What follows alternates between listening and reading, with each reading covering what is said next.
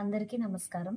వరం ప్రాణోచ్ఛేద సమదమఘవన్ముక్త కులిస ప్రహారైరుద్గచ్చద్ బహుళ దహనోద్గార గురుభిః తుషారాద్రే సూనోరహః పితరి క్లేశ వివసే నచాసౌ సంపాత పయసి పయసాం పత్యురుచితః. అంటే దేవేంద్రుడు మైనాకుడి మీద వజ్రాయుధాన్ని వదిలినప్పుడు అదేమో చాలా భీకరంగా నిప్పులు గక్కుతూ వస్తుందట. ఆ వజ్రాయుధం వేటుకు మైనాకుడు మరణించడానికి సిద్ధపడడం మంచిది, అంతే తప్ప పక్కన తండ్రి హిమవంతుడు ఒక పక్కన దెబ్బలు తగిలి స్పృహ తప్పి పడిపోయినప్పుడు అతను అక్కడ విడిచిపెట్టేసి ఇతను సముద్రాల్లోకి పారిపోవడం అసలు సరైనది కాదు కదా.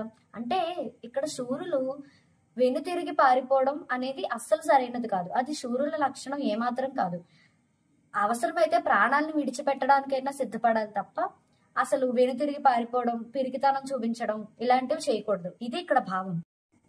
అంటే ఇక్కడ పూర్వం పర్వతాలన్నిటికీ రెక్కలు ఉండేవని, అవి మీద వాలడం వల్ల జనపదాలన్నిటికీ ప్రమాదం కలుగుతోందని, ఆ ప్రమాదం కలగడం వల్లే ఇంద్రుడు వాటి రెక్కలన్నిటినీ నరికేశాడని, ఆ నరికిన సమయంలోనే ఈ మైనాకుడు సముద్రాల్లో దాంకున్నాడని ఈ కథను మనం ఒకసారి ఇక్కడ జ్ఞప్తికి చేసుకోవాలి.